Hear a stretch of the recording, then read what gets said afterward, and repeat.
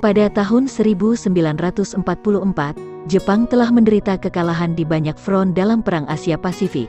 Sementara itu, bangsa Indonesia terus berjuang di berbagai bidang baik politik dan perlawanan militer. Dalam buku Armelia, The Occupation of Indonesia tahun 2019, janji tersebut disampaikan oleh Perdana Menteri Kuniaki Koiso pada tanggal 7 September tahun 1944 dalam sidang luar biasa Teikoku Ginkai yakni Parlemen Jepang ke-85 di Tokyo. Dengan hati yang terharu, kami menerima pengumuman bahwa Kerajaan Dainippon memperkenankan kemerdekaan segenap bangsa Indonesia di kemudian hari. Sebelum mempelajari tujuan dibentuknya BPUPKI, kami akan menjelaskan terlebih dahulu sejarah terbentuknya BPUPKI. Pada masa pendudukan Jepang di Indonesia pada Juni tahun 1944, militer Amerika Serikat mampu merebut seluruh pertahanan Jepang di Pasifik, yaitu Saipan, Papua Nugini, Kepulauan Solomon, dan Kepulauan Marshall. Peristiwa ini juga diikuti dengan dipecatnya Perdana Menteri Tojo oleh Kekaisaran Jepang yang kemudian digantikan oleh Jenderal Kuniaki Koiso. Dalam masa-masa sulit tersebut, Perdana Menteri Kuniaki Koiso terpaksa harus mengambil kebijakan simpati rakyat Indonesia guna memperoleh dukungan moral dan material dari Indonesia. Sesuai janji, pada tanggal 1 Maret tahun 1945, Jepang membentuk Badan Persiapan Mandiri Indonesia disingkat BPUPKI atau Dokuritsu Junbi Kosakai, di mana terdiri dari 67 orang anggota.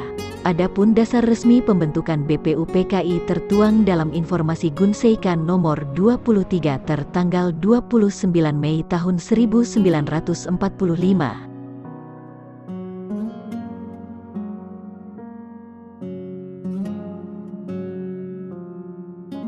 Dari 67 orang tersebut, 60 orang berasal dari Indonesia dan 7 orang adalah dari pihak Jepang. Saat itu, Ketua BPUPKI dipimpin oleh Dr. Kanjeng Raden Tumenggung Rajiman Wedyodiningrat, sedangkan Wakil Ketua BPUPKI saat itu ada 2 orang, yakni Ichibangase Yoshio dari pihak Jepang dan Raden Panji Suroso dari pihak Indonesia. Di luar para anggota BPUPKI, juga terdapat Badan Tata Usaha sebagai sekretariat BPUPKI yang terdiri dari 60 orang anggota. Ketua Badan Tata Usaha ini ialah Raden Panji Suroso, sedangkan wakil ketuanya adalah Masuda Toyohiko dari pihak Jepang, dan Mr. Abdul Ghaffar Pringgodikdo dari pihak Indonesia. Pembentukan BPUPKI ini karena posisi Jepang terancam serius. Jadi sebenarnya, kebijakan pemerintah Jepang dalam membentuk BPUPKI bukan karena kebaikan Jepang, melainkan karena keegoisan Jepang yang tetap ingin mengambil simpati rakyat jajahannya. Jepang ingin mempertahankan sisa-sisa kekuasaannya dengan merebut hati rakyat Indonesia dan melaksanakan kebijakan kolonialnya.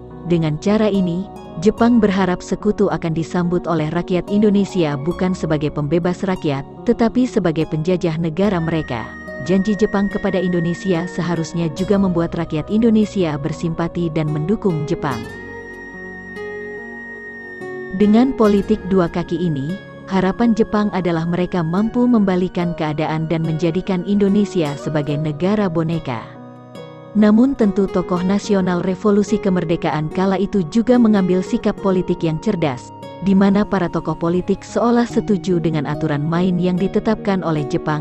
Di sisi lain, para tokoh nasional berusaha keras membebaskan penjajah dan kolonialisme dari negara lain baik Jepang maupun sekutu.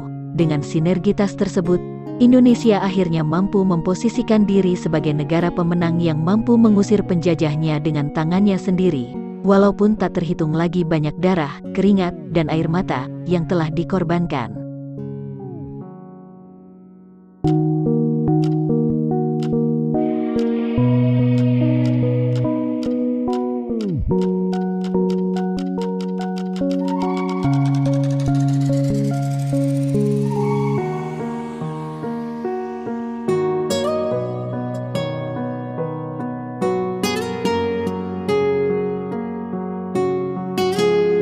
Semoga semakin cinta dengan tanah air kita, Indonesia Raya.